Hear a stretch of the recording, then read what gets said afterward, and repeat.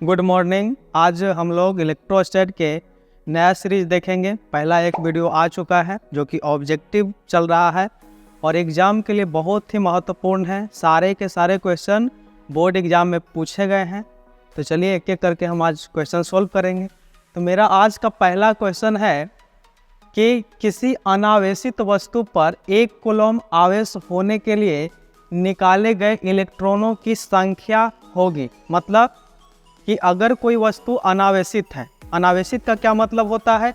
अनावेशित का मतलब होता है कि उस वस्तु के अंदर जितना इलेक्ट्रॉन है उतना ही प्रोटॉन है, यानी दोनों का संख्या क्या है? बराबर है। अगर दोनों का संख्या बराबर होगा तो कुल चार्ज यानी कुल आवेश जो होगा वो शून्य होगा। ठीक है, कुल आवेश क्या होगा? शून्य होगा। लेकिन यहाँ कह रहा है कि वस्तु पर 1 कूलम्ब आवेश होगा तो उसमें से कितना इलेक्ट्रॉन निकाला जाएगा। यानी दिया गया है, क्या दिया गया है हम लोग को? यहाँ पे दिया गया है Q बराबर 1 कूलम्ब और पूछ रहा है कि कितने इलेक्ट्रॉन निकाले जाएंगे, यानी n का मान पूछा जा रहा है। तो हम लोग पढ़ चुके हैं आवेश के क्वांटमीकरण में कि Q बराबर क्या होता है? तो Q बराबर होता है प्लस माइनस Ne। तो यहाँ पर Q का मान दिया गया है, कितना दिया गया है? 1 कूलम्ब। n पूछा जा रहा है और इलेक्ट्रॉन का मान कितना होता है? तो इलेक्ट्रॉन का मान होता है 1.6 इंटू 10⁻⁻19 कूलम्ब, मतलब 1.6 गुने 10 के पावर माइनस 19 कूलम्ब। n निकालेंगे तो n कैसे निकलेगा? तो इधर आकर के भागा में हो जाएगा। कूलम्ब से कूलम्ब पहले कैंसिल कर दीजिए तो कितना हो जाएगा? 1 डिवाइडेड बाई 1.6 इंटू 10⁻⁻19। अब आगे निकालते हैं तो n कितना हो जाएगा? तो आपका जब ऊपर जाएगा तो पॉजिटिव हो जाएगा, यानी 10 के पावर 19 हो जाएगा। और यहाँ पर कितना बचेगा? 1.6 बचेगा। इसको पॉइंट हटा लेते हैं तो पॉइंट हटाएंगे तो कितना हो जाएगा? तो पॉइंट हटाएंगे तो हो जाएगा 10 के पावर 19 और यहाँ हो जाएगा 16/10। जब ऊपर जाएगा तो कितना हो जाएगा? तो ऊपर जाएगा तो हो जाएगा 10 के पावर 20 और नीचे रहेगा 16। तो यहाँ से हम लेते हैं 10 के पावर 2 अलग करते हैं, यानी 100 और बटा में कितना? 16 और गुने 10 के पावर 18। इसको जब कैंसिल कीजिएगा तो आ जाएगा आपका 6.25 इंटू 10⁻18। मतलब कि अगर उस अनावेशित वस्तु से इतने इलेक्ट्रॉन निकल जाएंगे तो उस वस्तु पर आवेश कितना हो जाएगा? 1 कूलम्ब हो जाएगा। तो चलिए ऑप्शन में सर्च कर लेते हैं कि कहाँ पे दिया गया है। तो मेरा पहला ही ऑप्शन सही हो रहा है, 6.25 इंटू 10⁻18। चलिए अब दूसरे क्वेश्चन पे आते हैं। तो मेरा दूसरा क्वेश्चन है कि r दूरी से बिलग, बिलग का मतलब होता है अलग, बिलग का क्या मतलब होता है? अलग। तो r दूरी से अलग 2 इलेक्ट्रॉनों के बीच लगने वाला बल किसका समानुपाती होता है? यानी कह रहा है कि अगर मेरे पास 2 इलेक्ट्रॉन है और इनके बीच दूरी कितना है? तो दूरी कह रहा है कि r है। तो हम पढ़ चुके हैं कि इनके बीच जो बल लगेगा कूलम्ब के नियम से वो कितना लगेगा? तो इनके बीच बल लगेगा 1/4 पाई epsilon naught Q1 into Q2, मतलब E इंटू E और डिवाइडेड बाई क्या? R square. तो कितना हो जाएगा? तो आपका हो जाएगा E square divided by 4 pi epsilon not R square. मतलब बल किसका समानुपाती हो रहा है? तो बल समानुपाती है R 1/r के पावर 2 का। नहीं, मतलब R स्क्वायर का क्या है? व्युत्क्रमानुपाती है। लेकिन हमसे पूछा गया है कि समानुपाती किसका है। तो समानुपाती किसका हो जाएगा? समानुपाती हो जाएगा 1/r के पावर 2 का। और हम जानते हैं कि जब कोई चीज़ ऊपर जाता है तो पावर कैसा हो जाता है? नेगेटिव हो जाता है। तो पावर कितना हो जाएगा? r के पावर -2, यानी बल किसका समानुपाती हो रहा है? r के पावर -2 का। देखते हैं कौन सा ऑप्शन है। तो मेरा पहला ऑप्शन सही है, r के पावर -2 का। अब आते हैं तीसरे क्वेश्चन पे। तो तीसरा क्वेश्चन है कि यदि 2 आवेशों के बीच की दूरी दुगनी कर दी जाए तो उनके बीच लगने वाला बल हो जाएगा, मतलब कि कितना हो जाएगा। तो चलिए हमारे पास 2 बिंदु आवेश है, मान लेते हैं वो कितना है? Q1 है और Q2 है। इनके बीच का दूरी कितना है, तो इनके बीच का दूरी अभी हम r मान लेते हैं और लगने वाला बल को हम कितना मान लेते हैं, F मान लेते हैं। तो F का फॉर्मूला आप लोग पढ़े होंगे, क्या होता है, F is equal to 1 divided by 4 pi epsilon naught Q1 Q2 divided by R square, इसी को हम K लिखते हैं। तो चलिए हम शॉर्ट करने के लिए K लिख लेते हैं। तो K Q1 Q2 divided by R square, इसको मान लेते हैं इक्वेशन नंबर फर्स्ट।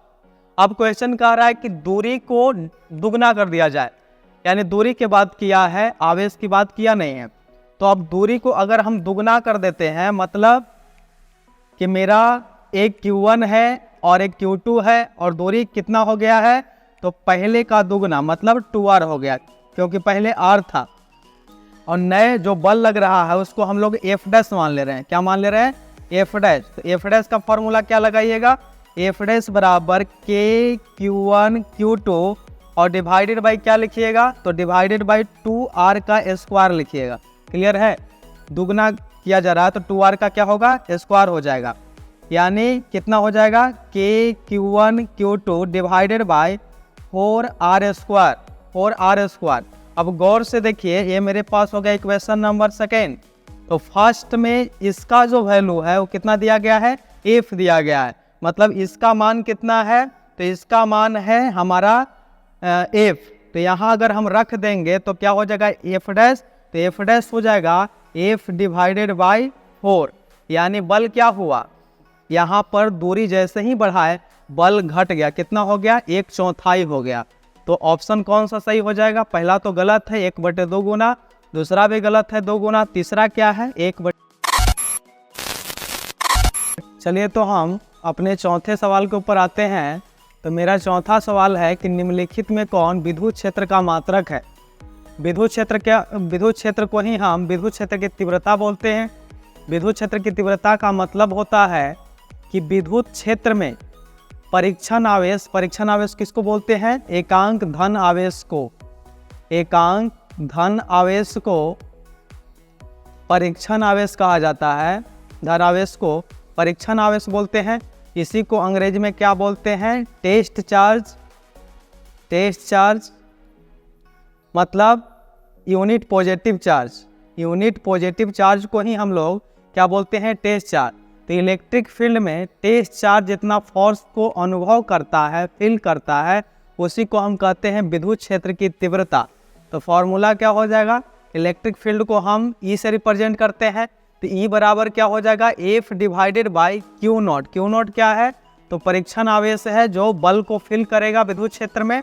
तो बल का मात्रक क्या हो जाएगा, तो बल का मात्रक हो जाएगा न्यूटन और इसका मात्रक हो जाएगा कूलॉम। तो विद्युत क्षेत्र की तीव्रता का मात्रक क्या हो गया, न्यूटन पर कूलॉम। दूसरा भी मात्रक होता है वोल्ट पर मीटर। तो मेरा ऑप्शन पहला क्या है, न्यूटन पर कूलॉम, सही है।